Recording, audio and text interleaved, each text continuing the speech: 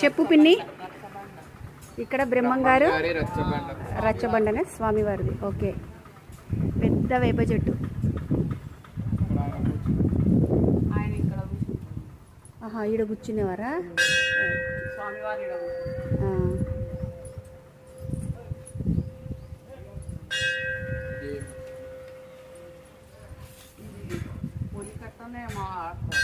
ఈడనా?